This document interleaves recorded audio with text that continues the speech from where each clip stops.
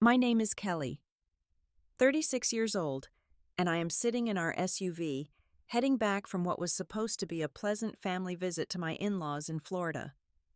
My 14-year-old daughter Emma sits beside me, staring silently out the window, while my husband Mark drives his jaw still clenched from what happened at last night's dinner. My 10-year-old son Tyler has his headphones on in the back, escaping into his game. None of us are talking about the moment Emma stood up and spoke one sentence that changed everything. Before I share what really happened during this trip, I would love to know where you are watching from today. Please hit that like button and subscribe if you want to hear how a 14-year-old girl found the courage to say what every adult in that room was too afraid to speak out loud. The annual trip to visit Mark's parents in Tampa, Florida, had become something I dreaded more each passing year. We had been making this journey for the past decade, driving 15 hours from our home in Columbus, Ohio, because Mark insisted flying was too expensive for 4 people. The truth was, he enjoyed having complete control during those long hours on the road where I could not escape his constant critiques about everything from my navigation skills to how I packed the snacks. This year felt different from the moment we started loading the car. Mark had been particularly irritable for the past 2 months, though I had not yet discovered the real reason why. He complained about every item I packed, questioned whether we really needed to bring gifts for his family, and made sarcastic comments about the homemade cookies I had baked for his mother, Patricia. Emma helped me carry things to the car, occasionally shooting worried glances my way, when her father's voice got especially sharp. Mark is 38 years old, 2 years older than me, and works as a middle manager at a logistics company. We met in college when I was studying English literature, and he was finishing his business degree. Back then, he was charming and supportive, always encouraging my dream of becoming a writer. He would sit for hours listening to me read my stories, offering thoughtful feedback, and telling anyone who would listen that his girlfriend was going to be a famous author someday. Everything changed after Tyler was born 10 years ago. I had Emma when I was 22, still finishing college, and Mark had been understanding about my need to complete my degree. But when Tyler arrived 4 years later, Mark suddenly decided that having a working wife was too complicated. He presented it as concern for the children, saying they needed their mother at home, that daycare would be too expensive anyway, that his salary was enough for all of us. I gave up my position at the publishing house where I had been working as an assistant editor. The plan was supposed to be temporary just until Tyler started school. But somehow 5 years turned into 10, and every time I mentioned going back to work, Mark had a reason why it was not the right time. His career was taking off, he would say, and he needed me to handle everything at home so he could focus on advancing. The drive to Florida took 17 hours this time because of construction delays. Mark blamed me for not checking traffic reports, even though he had insisted on leaving at 4 in the morning, despite my suggestion to wait until afternoon. Emma sat in the back with Tyler, keeping him entertained with games and stories when his tablet died. I noticed how she had started taking on the role of peacekeeper, always trying to deflect her father's anger away from me. Harold and Patricia Williams lived in a sprawling 2-story house in an upscale Tampa neighborhood, complete with a pool and a meticulously maintained garden that Patricia loved to show off. Harold was a 65-year-old retired Navy officer who still carried himself with military precision and expected everyone around him to do the same. Patricia, 62, had been a homemaker her entire adult life and could not understand women who wanted anything different. Mark's younger sister Brenda was already there when we arrived, her BMW parked in the driveway like a trophy. At 35, Brenda was everything Mark wished I could be. Successful, single-focused entirely on her career as a corporate lawyer. She had no children to slow her down, no husband to consider, and spent her weekends at the gym or networking at professional events. Mark never missed an opportunity to mention how well Brenda was doing. The moment we walked through the door, Patricia's eyes swept over me with that familiar look of disappointment. I had tried to dress nicely for the arrival, wearing the sundress Mark had approved that morning, but after 17 hours in the car, I knew I looked tired and rumpled. Brenda, meanwhile, stood in the foyer, looking fresh in her designer workout clothes, having just returned from a run. Patricia kissed Mark on both cheeks, held Emma at arm's length to exclaim how tall she was getting, and ruffled Tyler's hair affectionately. When she got to me, she barely made contact, air kissing somewhere near my left ear while murmuring something about how exhausted I looked. Mark jumped in immediately, saying I had insisted on bringing too much stuff, making the packing take forever, which was why we had gotten such a late start. That evening, Harold's brother Steve and his wife Marie joined us for dinner. Steve was 60 years old, a retired dentist who loved to talk about his investment properties and the 3 vacations they took every year. Marie, 58, was the kind of woman who had perfected the art of the backhanded compliment, always managing to insult you while maintaining a sweet smile. As we sat around the massive dining table that first night, Patricia had prepared an elaborate meal that she made sure everyone knew took her all day. The pot roast was her signature dish, the one she had been making for 40 years, the one Mark always said was better than anything I could attempt. She served it with a flourish, making sure to mention that Brenda had helped with the vegetables, such a helpful daughter, so capable in the kitchen despite her busy career. The conversation quickly turned to careers and achievements, as it always did in this family. Brenda talked about the class action lawsuit she was leading, dropping the names of important clients and the millions of dollars at stake. Steve discussed his latest property acquisition, a beachfront condo that would rent for astronomical amounts during tourist season. Marie mentioned their upcoming cruise to the Mediterranean, their 5th cruise in 2 years. When the spotlight finally turned to us, Mark took control of the narrative before I could speak. He talked about his department's performance, carefully avoiding any mention of the recent restructuring that had everyone nervous. He made it sound like he was single-handedly keeping the company afloat, the only competent manager in a sea of incompetence.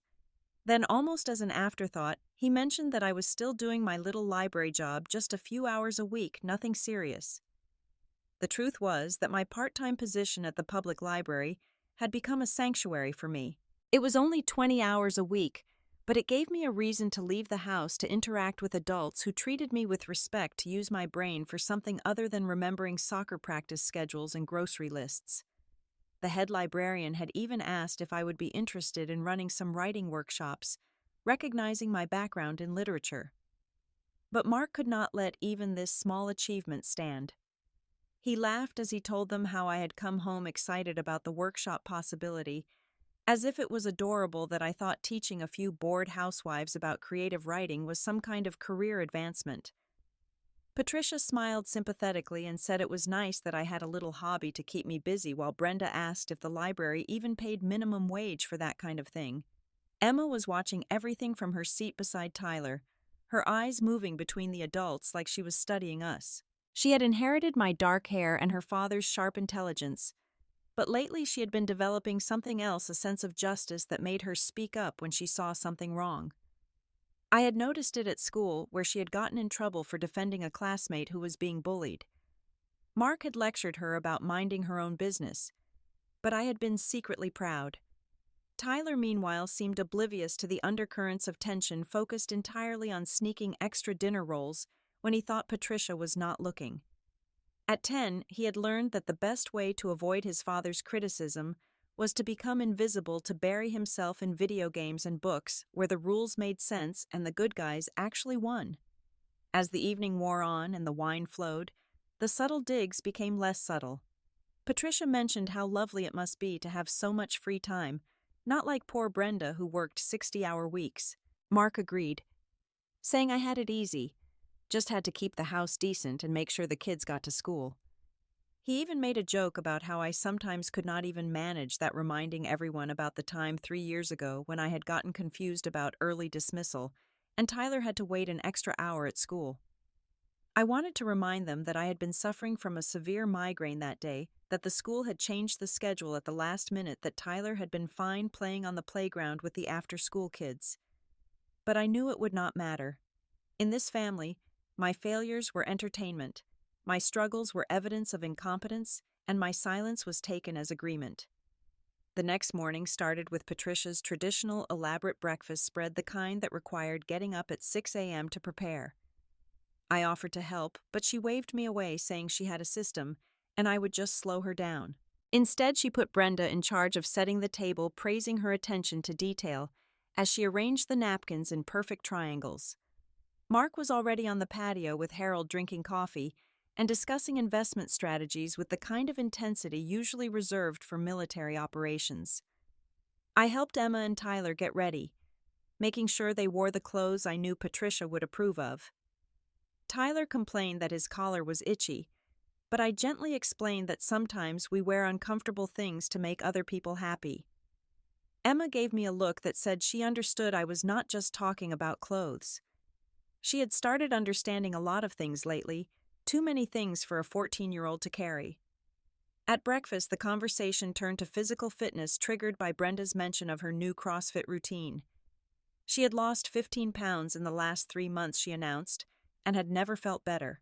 Patricia immediately looked at me and said how wonderful it was that some people had the discipline to take care of themselves. Mark jumped in laughing about how I had bought a yoga mat 2 years ago that was still in its wrapper in our closet. The truth was more complicated, as it always was.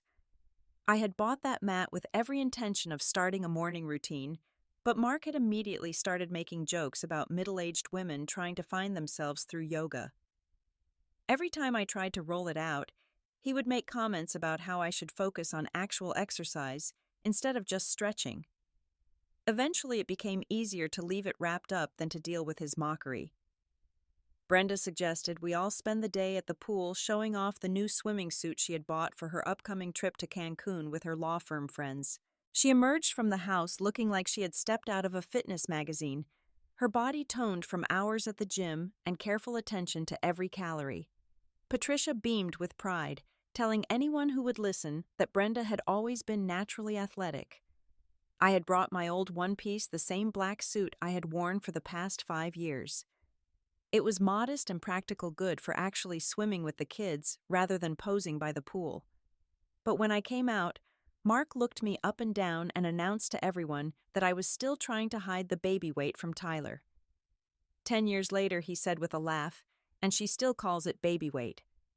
The comment hit exactly where he intended it to. After Tyler's birth, I had struggled to lose the weight dealing with postpartum depression that Mark refused to acknowledge, and a thyroid condition that was not diagnosed until years later. By the time my health issues were under control, Mark had already established the narrative that I was lazy and had let myself go. No amount of explanation could change the story once he had decided on it. Emma was in the pool with Tyler teaching him how to do a backstroke. She had inherited my love of swimming, the one athletic activity where I had excelled in high school. Watching her move through the water with natural grace, I remembered my own teenage years when my body had been something that served me well, not something to be constantly criticized and found wanting. Harold and Steve started a conversation about the military, as they always did when they got together.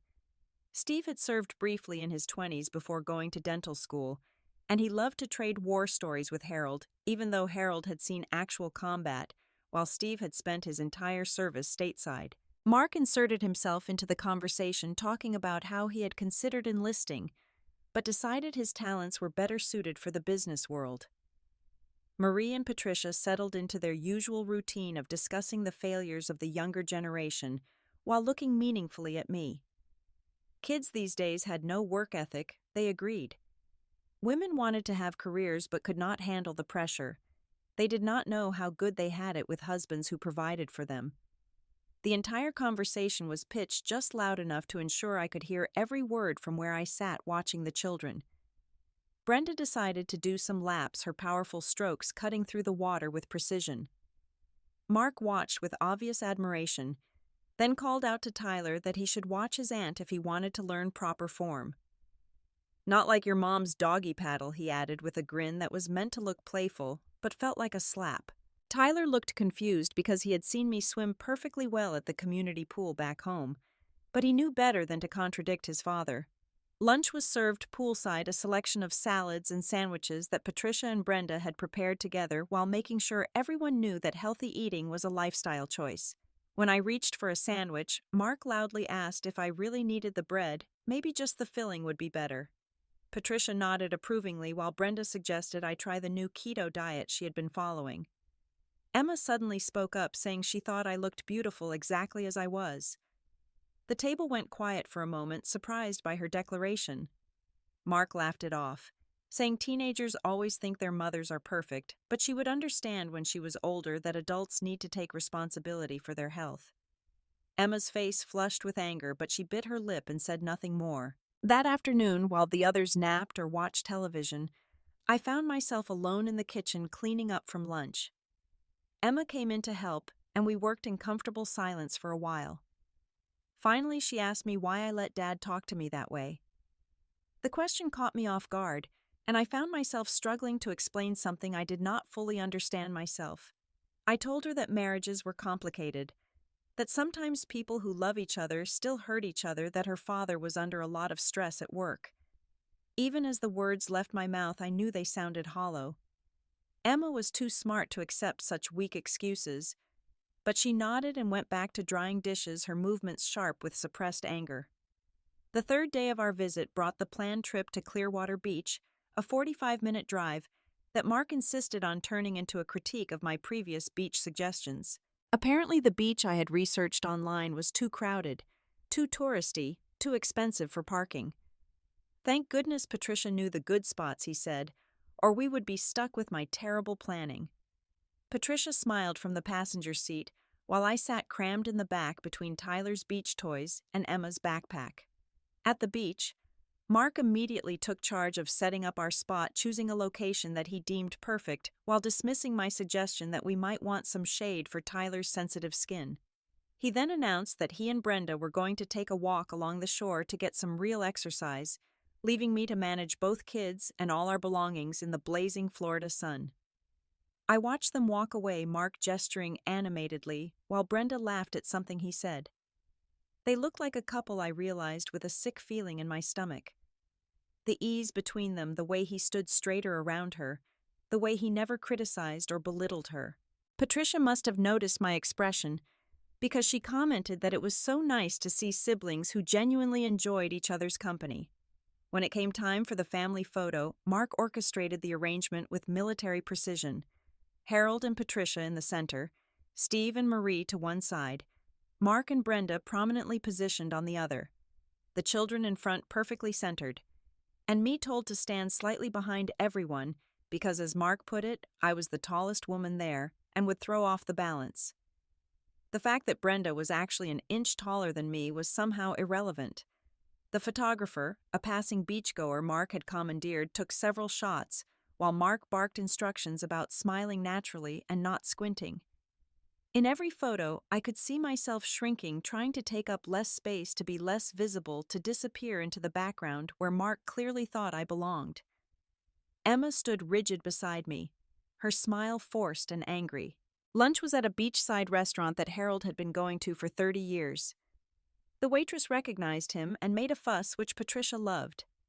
We were seated at a large round table with a perfect view of the water, and for a moment I allowed myself to relax. The menu had wonderful seafood options, and I was looking forward to trying the grilled mahi-mahi that the waitress recommended. When it came time to order, I asked for the fish with a side salad, no bread. Mark immediately announced to the table that I was doing another one of my fad diets, trying to impress everyone with my willpower that would last about 3 days before I gave up and ate a whole pizza. The table laughed while I felt my cheeks burn. The truth was, I had been carefully watching what I ate for months, having lost 12 pounds that no one seemed to notice. Mark ordered the largest steak on the menu with all the sides, making a point of saying he could eat whatever he wanted because he had a real job that required actual energy. Some of us work for a living, he said with a pointed look at me, not just scanning library books and gossiping with bored housewives. Brenda chimed in that mental work burned more calories than people realized, which was why she could eat whatever she wanted too. Steve tried to change the subject by asking about my work at the library, showing the first genuine interest anyone had displayed. Before I could answer, Mark jumped in with a story about how I had once tried to organize a book club, but only 2 people showed up. He made it sound like a humiliating failure, leaving out the fact that it was during a blizzard that had shut down most of the city. The truth was that my book club had grown to 15 regular members after that rough start, and we had been meeting monthly for over a year. We read everything from classic literature to contemporary fiction, and our discussions were the highlight of my month. The members included a retired professor, a young attorney, and a nurse who worked night shifts. They valued my insights and often told me I should have been a teacher. But Mark was already moving on to another story this time, about how I had wanted to take a writing class at the community college, but had given up when I saw the course requirements. Again, he left out crucial details, like how the class was on Tuesday evenings, when he had demanded I be home to help Tyler with homework, even though Tyler was perfectly capable of doing it himself or with Emma's help. Emma suddenly spoke up, her voice cutting through Mark's laughter. "Mom has been editing manuscripts," she said clearly. "She gets paid to do it. She is really good at it." The table went quiet and Mark's face darkened. He forced a laugh and said, "Emma did not understand that reading someone's rough draft for $20 was not exactly a career." But Emma was not done. "She makes $3,000 a month doing it," she continued, her voice steady despite Mark's glare. "She has regular clients who request her specifically. One of them is a best-selling author." I wanted to hush her, knowing there would be consequences later, but I was also proud of her for speaking the truth that I had been too afraid to voice. Patricia looked genuinely surprised, asking why she had not heard about this before.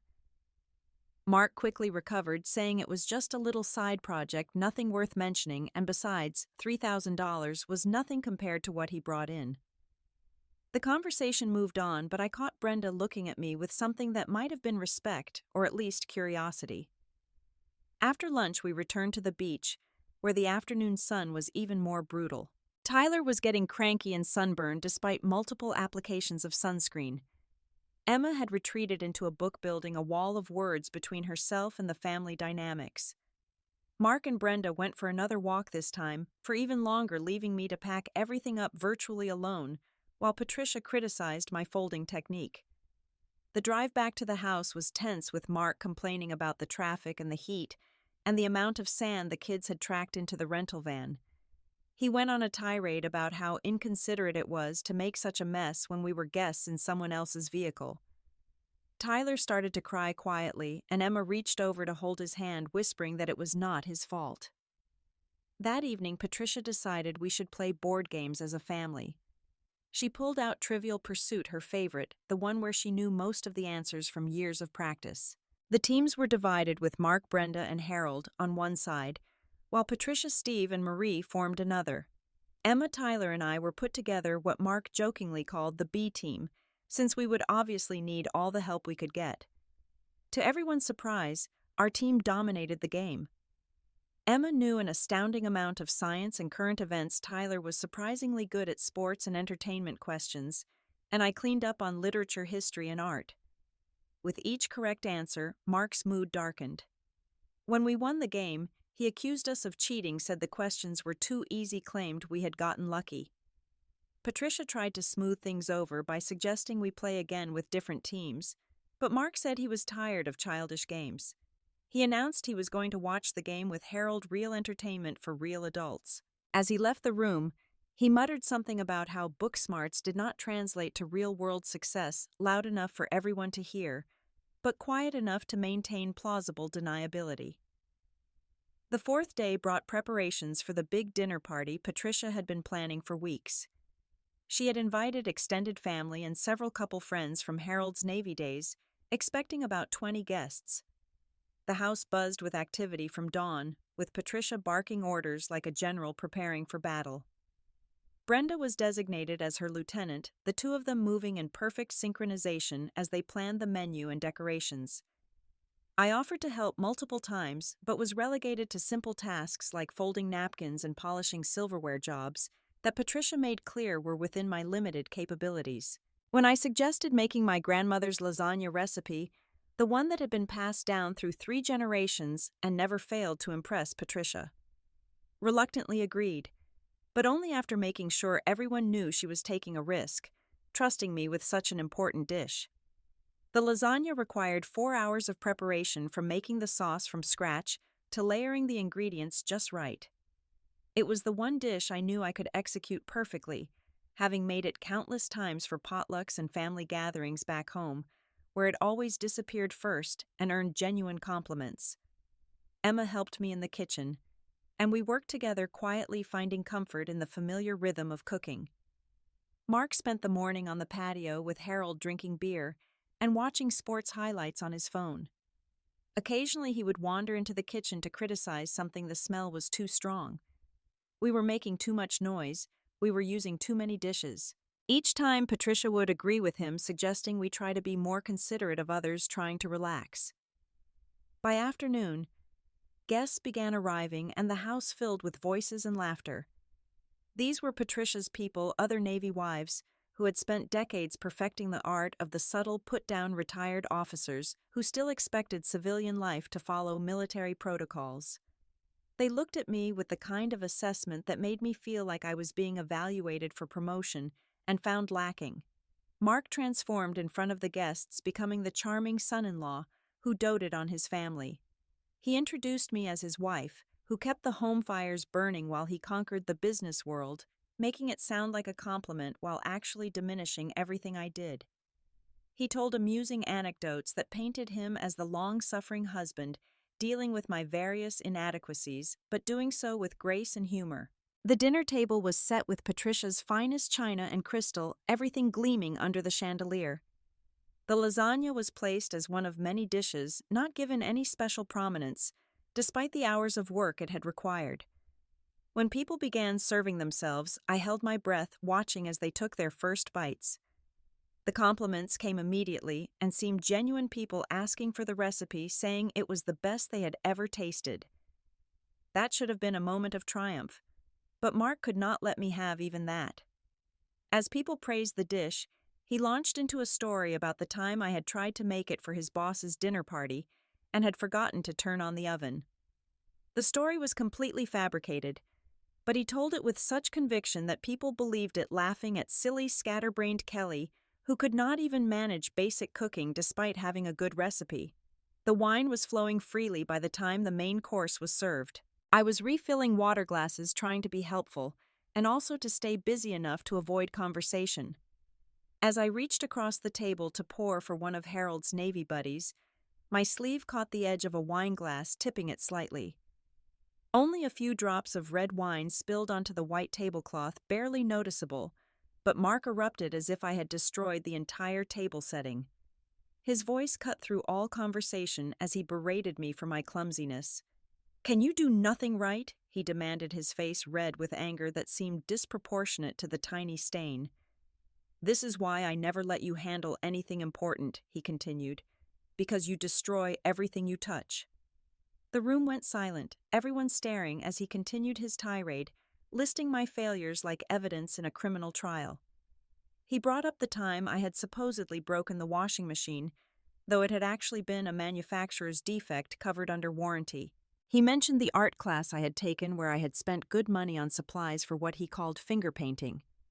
He told them about the time I had gotten lost driving to a new restaurant, leaving out that he had given me wrong directions and refused to let me use GPS. Some guests looked uncomfortable, shifting in their seats and avoiding eye contact.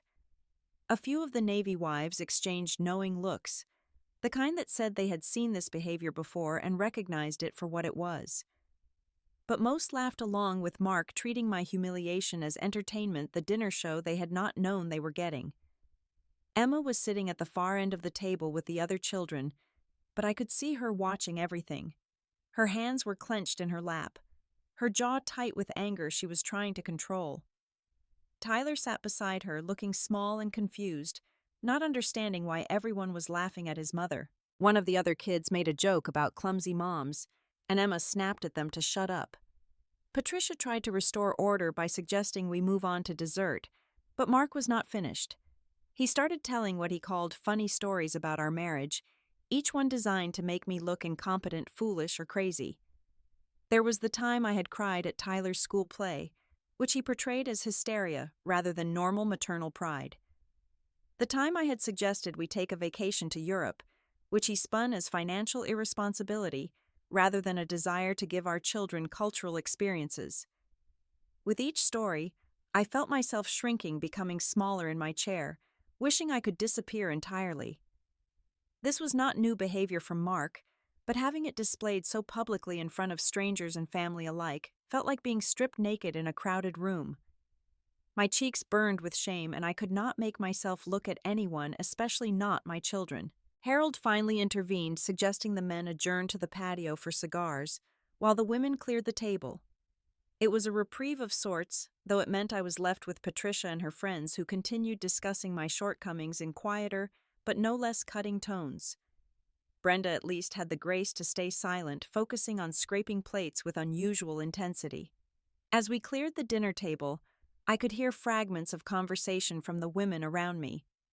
Patricia's friend Margaret was saying something about how lucky I was that Mark put up with me. How many men would have left by now? Another woman, whose name I never caught, suggested I should be grateful Mark was such a good provider, allowing me to stay home and play housewife. The consensus seemed to be that I was failing at even that simple role. The men had moved to the patio, their cigar smoke drifting through the open doors. Mark's voice carried over the others, regaling them with more stories of my incompetence. I heard him telling them about my failed attempt to start a small editing business from home, painting it as a pipe dream rather than the growing success it actually was. He made sure to mention how he had to talk me out of wasting more money on it.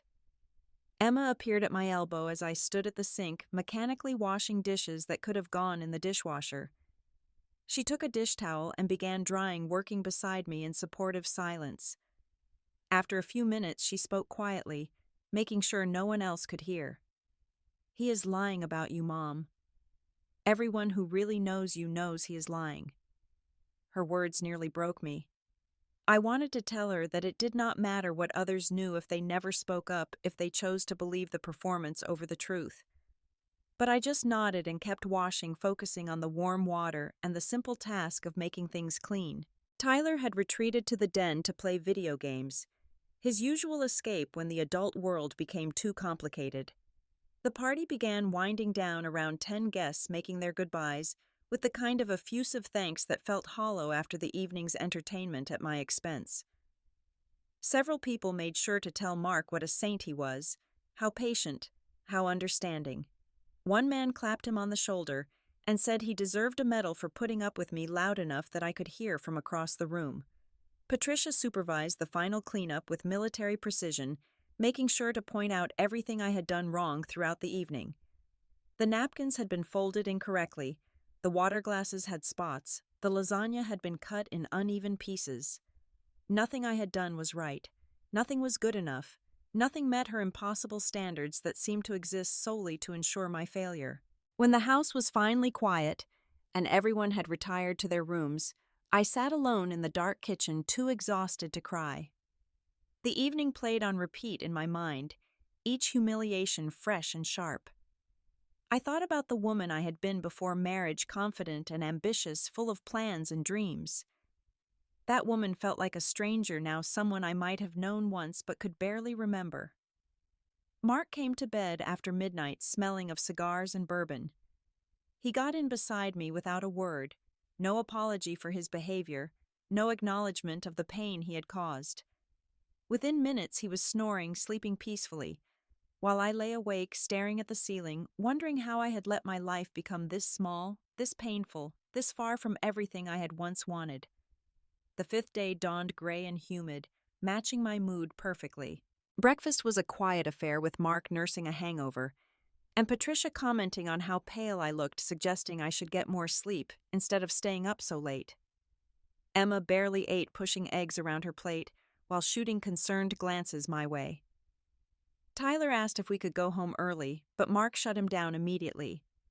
Patricia announced that she needed to run errands and volunteered me to accompany her, saying it would give us a chance for girl talk. I knew this meant I would be subjected to a lecture about being a better wife, but refusing was not an option. We spent 3 hours going to various stores where Patricia criticized everything from my grocery shopping choices to the way I walked too slowly for her liking. At the grocery store, we ran into one of Patricia's church friends who gushed about what a wonderful family she had, such successful children, such beautiful grandchildren. Patricia made sure to mention Brenda's latest promotion and Mark's important position while describing me only as Mark's wife as if I had no identity beyond that role. The woman smiled at me pityingly the way people look at someone with a terminal illness. During the drive back, Patricia finally delivered the lecture I had been expecting. She told me I needed to try harder to be more supportive of Mark to understand the pressure he was under as the breadwinner. She said I had gained weight, let myself go, stopped making an effort. A man needed to be proud of his wife, she explained. And what exactly did Mark have to be proud of? I wanted to tell her about the $3,000 a month I earned editing money. I had been secretly saving in an account Mark did not know about. I wanted to tell her about the best-selling author who had credited me in her acknowledgments for making her book infinitely better. I wanted to tell her about the full-time position I had been offered at a publishing house, the one I was still considering despite knowing Mark would never approve. Instead, I nodded and made appropriate sounds of agreement, having learned long ago that defending myself only prolonged the attack. Patricia took my silence as acceptance, launching into advice about diets and exercise routines, suggesting I could look more like Brenda if I just applied myself. She never asked if I was happy, never wondered why her son spoke to me the way he did, never considered that maybe the problem was not me. When we returned to the house, we found chaos.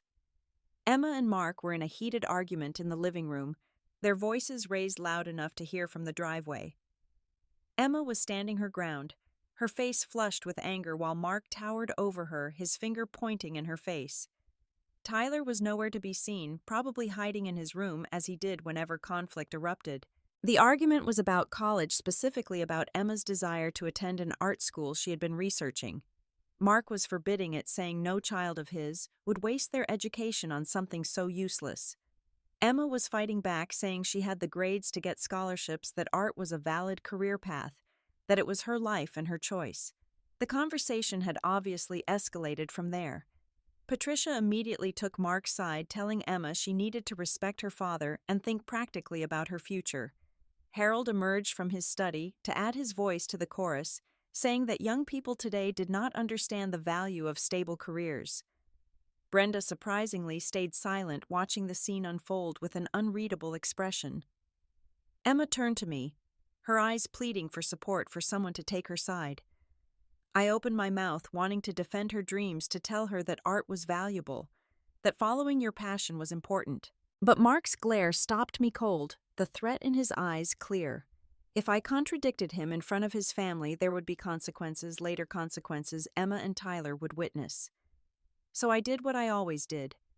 I suggested everyone calm down, that we could discuss this later as a family. Emma's face crumbled with disappointment and betrayal. She had needed me to be brave to be her champion, and I had failed her. She ran to her room, slamming the door behind her, leaving me standing there feeling like the coward I had become. The dinner party Patricia had planned for our last night was even larger than the previous one, with what seemed like half of Tampa's retired military community in attendance. Patricia had been cooking all day with Brenda's help, pointedly excluding me from anything important after what she called the wine incident, even though it had been merely a few drops. I was assigned to arrange flowers, a task deemed safe enough for my apparent incompetence. The lasagna requests had been numerous enough that Patricia reluctantly asked me to make it again, though she supervised every step as if I had not successfully made it just days before. She criticized my knife technique, the amount of salt I used, even the way I stirred the sauce. Each correction was delivered loud enough for others to hear, establishing her dominance in her own kitchen, while reminding everyone of my inferior status. Emma had barely spoken to me since the college argument, her silence a judgment more painful than any words. She helped set the table with mechanical precision, doing what was asked, but nothing more. Tyler stayed close to her, sensing the tension and seeking comfort from his sister since his mother had proven unreliable. Watching my children form an alliance that excluded me broke something inside I was not sure could be repaired. The guests began arriving at 6, and Mark immediately went into performance mode. He had changed into his best polo shirt and khakis, looking every inch the successful businessman on vacation. He greeted everyone with firm handshakes and easy laughter, the perfect son-in-law, the ideal husband. No one would guess that an hour earlier he had been berating me for taking too long in the shower. I wore the one nice dress I had brought, a simple navy blue sheath that Mark had approved as appropriately conservative. I had tried to style my hair the way Patricia always suggested, pulled back in a way that made me look older than my 36 years. Everything about my appearance was designed to be inoffensive, to blend into the background, to avoid giving anyone ammunition for criticism. The dining room had been extended with rented tables to accommodate 30 guests. Place cards indicated Patricia's careful seating arrangement, designed to separate couples and encourage mingling. I was placed between Harold's former commanding officer, a stern man in his 80s, and Patricia's book club friend, who spent the entire cocktail hour telling me about her daughter's perfect marriage to a surgeon. Mark was seated across the table where he could hold court, telling stories about his business successes and the challenges of managing incompetent subordinates. He had everyone laughing with his tales of workplace stupidity, never mentioning that he had been passed over for promotion 3 times in the last 2 years. His version of reality was always carefully edited to cast him as the hero of every story. As dinner was served, compliments on the lasagna came from every direction. One woman asked for the recipe, saying she had never tasted anything so delicious. Another man joked that I should open a restaurant. For a brief moment, I felt a spark of the confidence I used to possess the feeling of being good at something, of having value beyond my role as Mark's disappointing wife. Then Mark stood up, tapping his wineglass for attention. He had that look on his face, the one that meant he was about to perform for his audience. "Ladies and gentlemen," he began with theatrical flair, "I need to tell you about this lasagna and my dear wife's cooking adventures." My heart sank, knowing what was coming, powerless to stop it. He launched into an entirely fictional story about how I had once tried to make this dish for his boss and had confused salt with sugar, resulting in a dessert lasagna that had made everyone sick. The story was elaborate and humiliating, painting me as not just incompetent, but dangerously stupid. People laughed uproariously while I sat frozen, unable to defend myself against the lie. But Mark was not finished. He continued with more stories, each more embarrassing than the last. The time I had supposedly set the kitchen on fire trying to boil water. The time I had given everyone food poisoning at Tyler's birthday party. The time I had spent $200 on ingredients for a meal that turned out inedible. None of it was true, but his delivery was so convincing that people believed every word. Emma suddenly stood up from the children's table where she had been seated. Everyone turned to look at her, expecting a child's interruption, perhaps a request to be excused. Instead, she looked directly at her father and spoke in a clear, steady voice that cut through the laughter like a blade. "Dad, why are you so cruel to Mom?" The words hung in the air like an accusation. Mark's face went from amused to furious in seconds. He tried to laugh it off, saying teenagers were so dramatic, but Emma was not done. She walked closer to our table, her courage building with each step. "Mom gave up her career to raise Tyler and me. She cooks every meal, manages our entire household, helps with homework, drives us everywhere, and never complains. She works part-time at the library and earns $3,000 a month editing manuscripts. She does everything for our family, and you treat her like she is worthless." The room was completely silent now, everyone frozen in place like a tableau. Mark's face was turning red, his hands clenching into fists. Patricia looked horrified, whether at Emma's words or her breach of etiquette, I could not tell. Harold's expression was unreadable, but he was paying attention in a way he rarely did. Emma continued, her voice growing stronger. "The only reason you constantly humiliate her is because you are jealous. Jealous that she is genuinely kind while you have to pretend. Jealous that people actually like her while they just tolerate you. Jealous that she is smarter than you but too polite to show it." Then she delivered the killing blow. "I know you got demoted 2 months ago, Dad. I heard your phone calls. You have been lying to everyone, pretending you are still a manager when you are just another sales representative now. Mom knows too, but she has not said anything because she did not want to embarrass you. She has been protecting your ego while you destroy hers." The silence that followed was deafening. Mark's mouth opened and closed like a fish gasping for air, no words coming out. Patricia's hand was covering her mouth in shock. Harold leaned forward, his military bearing suddenly prominent as he turned to Mark with a look that demanded explanation. Brenda spoke for the first time all evening. "Is this true?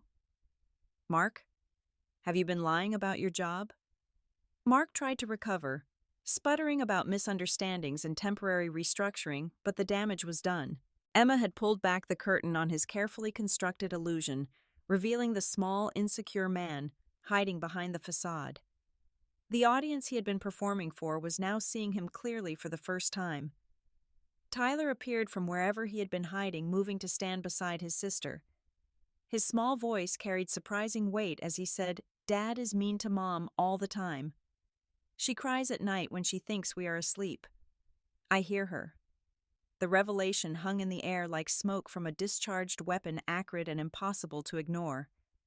Mark's carefully maintained facade had crumbled in front of 30 witnesses, and his face cycled through emotions like a broken television changing channels.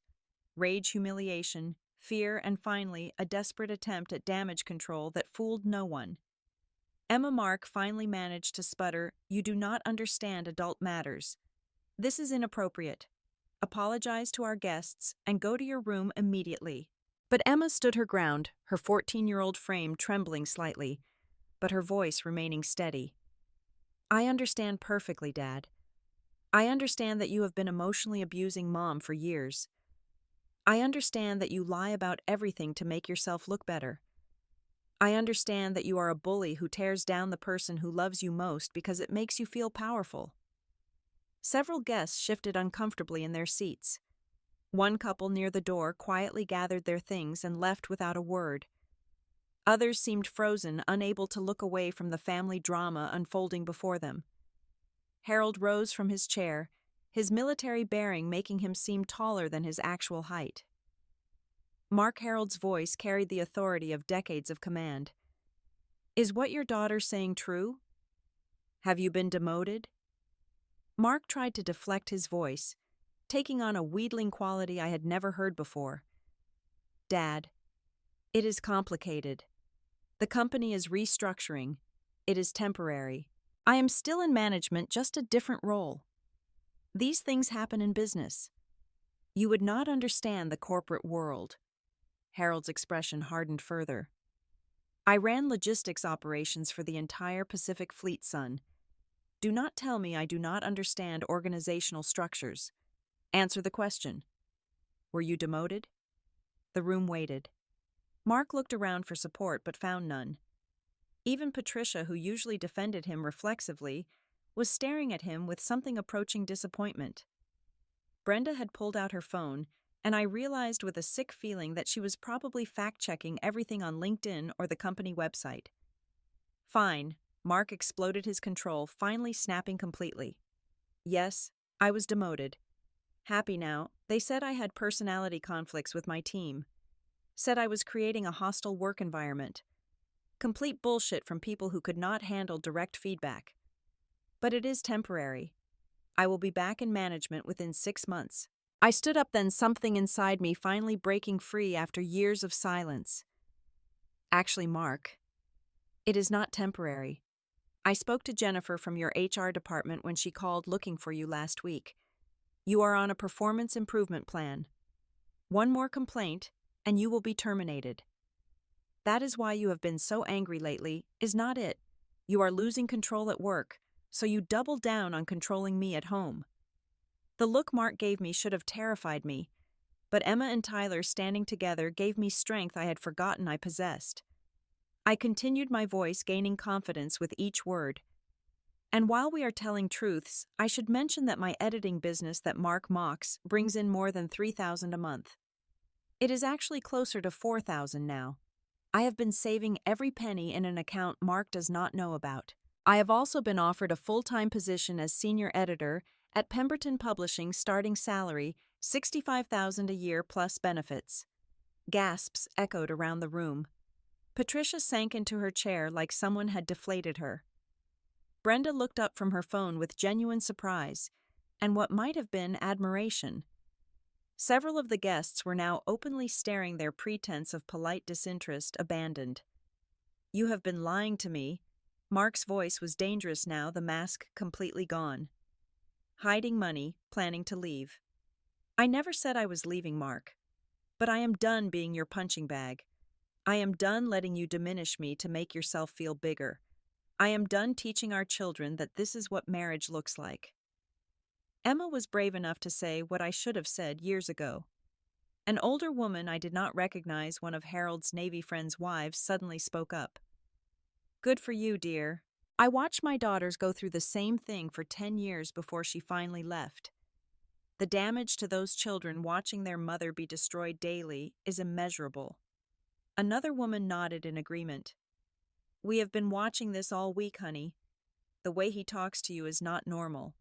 It is not okay. It is abuse, plain and simple. Mark turned on them viciously. How dare you judge my marriage? You do not know anything about our relationship, but the dam had broken. Guest after guest began sharing observations from the weak moments they had witnessed, comments they had heard. The pattern of behavior was undeniable when laid out sequentially. Even some of Harold's military buddies, men from a generation not known for defending women, expressed discomfort with what they had seen. Patricia finally found her voice. Mark, is this how I raised you, to belittle your wife, to lie about your job, to teach your children that love looks like cruelty? You always take everyone else's side, Mark shouted at his mother. Nothing I do is ever good enough for this family. I work my ass off to provide, and this is the thanks I get. Brenda stood up, her lawyer voice calm and cutting. Mark, you work in sales. You are not saving lives. You are not even managing people anymore. Get over yourself. And for the record, Kelly has been nothing but gracious while you have spent this entire week humiliating her. I am ashamed to call you my brother right now. The room began to empty as guests made excuses to leave, murmuring awkward goodbyes and thanks for dinner. Within minutes, only family remained. Tyler had started crying, and Emma pulled him close, whispering that everything would be okay. The sight of my children comforting each other because the adults had failed them broke my heart all over again. Harold stood and walked over to me. Kelly, I owe you an apology. I have watched this happening for years and said nothing because I did not want to interfere. That was cowardice on my part. You deserved better from all of us. The admission from Harold, who never apologized for anything, seemed to stun Mark into momentary silence. Patricia was crying now, mascara running down her carefully made-up face. The perfect family image she had cultivated so carefully had shattered in the space of 10 minutes, destroyed by the honest words of a 14-year-old girl. That night, Mark slept on the couch in the den. Emma and Tyler stayed with me in the guest room, the three of us crowded into the queen bed like refugees from a war. Emma held my hand and told me she was proud of me for finally speaking up. Tyler asked if we were getting divorced, and I told him I did not know yet, but whatever happened, he and Emma were my priority. I could not sleep, my mind racing with possibilities for the first time in years. The job offer from Pemberton Publishing was real and standing. The money I had saved would be enough for a security deposit on an apartment. The skills I had developed through editing had value in the marketplace. I was not trapped. I had options. The prison door had been open all along. I just needed to walk through it. The next morning arrived with intentions so thick, it felt like breathing soup. Mark had already packed the car by the time the rest of us woke up, apparently eager to escape the scene of his humiliation. He would not make eye contact with anyone, especially not Emma, who had destroyed his carefully constructed image with nothing but the truth. Patricia made breakfast in silence, her usual chatter replaced by mechanical movements and occasional sniffles. Harold surprised everyone by pulling me aside before we left. He handed me a business card for a divorce attorney in Columbus, someone he knew from his service days, who had transitioned to family law. Just in case, he said quietly. And Kelly, that $30,000 you have saved, make sure Mark cannot access it. Open a new account at a different bank today if you have not already. The drive home took 16 hours, the longest 16 hours of my life. Mark drove in complete silence, his jaw clenched so tight I could hear his teeth grinding. Emma sat in the passenger seat this time, a small act of defiance that Mark did not challenge. She had earned the right to that seat through her courage, And even Mark seemed to recognize that the family hierarchy had fundamentally shifted. Tyler played his games with the volume turned up, creating a buffer of electronic noise that made conversation impossible anyway. Every rest stop was awkward, our family moving like strangers forced to travel together. Other travelers probably assumed we had suffered some tragedy, not knowing they were witnessing the aftermath of truth finally being spoken. 2 weeks after we returned home, I accepted the position at Pemberton Publishing. Mark was not home when I made the call, still maintaining the fiction at work that everything was normal. My new boss, Sandra, was thrilled and immediately began discussing my start date and responsibilities. I would be editing fiction manuscripts, working with authors to polish their stories into something magnificent. It was everything I had dreamed about before I had learned to stop dreaming. Mark exploded when I told him about the job that evening. He accused me of betrayal, of planning this for years, of poisoning the children against him.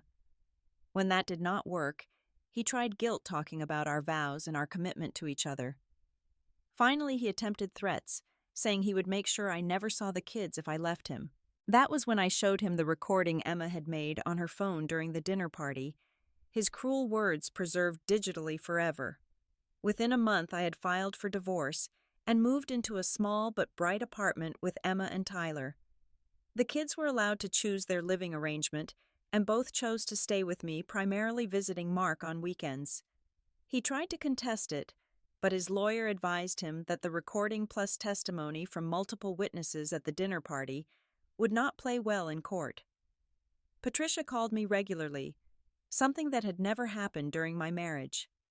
She apologized repeatedly for not seeing what was happening, for enabling Mark's behavior, for contributing to my pain. She started sending me cards with encouraging quotes, and occasionally watched the kids so I could focus on work. It was the relationship I had always wanted with her arriving just as I no longer needed it. Brenda became an unexpected ally, offering legal advice and connecting me with resources for women leaving emotional abusive relationships. She admitted that she had seen the signs, but had not wanted to get involved, a regret she was trying to make up for now. She also shared that Mark's treatment of me was why she had never married, having watched her brother's behavior, and decided she would rather be alone than risk ending up with someone similar. 6 months after that Florida trip, my life looked nothing like it had before. My apartment was small, but mine decorated with art I loved without worrying about anyone's criticism. My job was challenging and fulfilling, working with talented authors who valued my input. Emma was thriving, applying to art schools with my full support. Tyler had joined a coding club and was coming out of his shell, no longer afraid of making mistakes. Mark struggled with the new reality.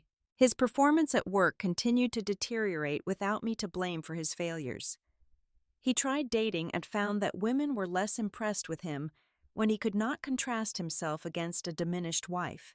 He saw the kids as scheduled, but often canceled at the last minute, claiming work emergencies that everyone knew were fictional. The financial settlement was fair despite Mark's attempts to hide assets.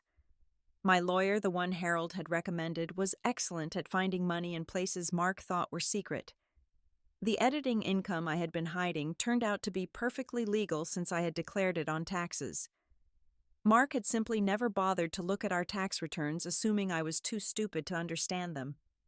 A year later, I published my first essay about emotional abuse in marriage. It went viral, resonating with thousands of women who recognized their own experiences in my words. The piece led to speaking engagements and more writing opportunities. I became the professional writer I had always wanted to be, just taking a different path than originally planned. Emma wrote her college application essay about that dinner party in Florida, about finding her voice when adults had lost theirs. She got into her dream art school with a partial scholarship. At her graduation ceremony, she thanked me for showing her that it is never too late to change your story, but she gave special recognition to that moment when she stood up for what was right. Tyler became an advocate against bullying at his school, organizing assemblies about emotional abuse and its impact on families. His teacher told me he had incredible empathy for such a young person, able to recognize pain in others, because he had witnessed it at home. He still saw his father, but had learned to set boundaries, something many adults never master. Mark eventually remarried, finding someone who did not know his history. Emma and Tyler attended the wedding out of obligation, but told me the new wife seemed nice and they felt sorry for her. Within 2 years, they were divorced. The pattern had repeated itself, but this time the woman left before spending 16 years trying to fix something that was not broken in her, but in him. I found love again carefully and slowly with someone who celebrated my successes instead of diminishing them. James was a widower who understood that past relationships shape us but do not define us. He encouraged my writing, praised my parenting, and never once suggested I was too much or not enough. He showed me what partnership actually looked like. The night before Emma left for college, she hugged me and said that watching me rebuild my life had taught her the most valuable lesson possible, that we are never trapped by other people's opinions of us, that our worth exists independent of anyone's recognition of it, that sometimes the bravest thing we can do is simply tell the truth and live with the consequences. Looking back, I am grateful for that horrible dinner party in Florida. Not for the pain or humiliation, but for the catalyst it provided. Emma's courage in speaking truth gave me permission to find my own voice again. She showed me that my silence was not protecting my children, but teaching them that abuse was acceptable if it came wrapped in marriage vows and financial security. Now, when I think about that trip, I do not focus on Mark's cruelty or the family's complicity. Instead, I remember my 14-year-old daughter standing up in a room full of adults and demanding better for her mother. I remember the moment when truth broke through years of carefully maintained fiction. I remember the beginning of the end, which turned out to be the beginning of everything else. Have you ever witnessed a child show more courage than adults? Have you found yourself trapped in a situation where everyone could see the truth, but no one would speak it? What would it take for you to stand up like Emma did to risk comfort? For truth to choose integrity over easy silence? I would love to hear your stories in the comments below. If this resonated with you, please like and subscribe to hear more stories about finding strength in unexpected places. Share this with someone who might need to hear that their voice matters, that their truth deserves to be spoken, that sometimes the youngest among us can teach us the greatest lessons about courage. Thank you for listening to my story. Remember that you deserve respect, that love should never require you to become smaller, and that it is never too late to choose a different path. Your children are watching and learning from your choices. Make sure what they learn is that everyone deserves to be treated with dignity, especially by those who claim to love them most.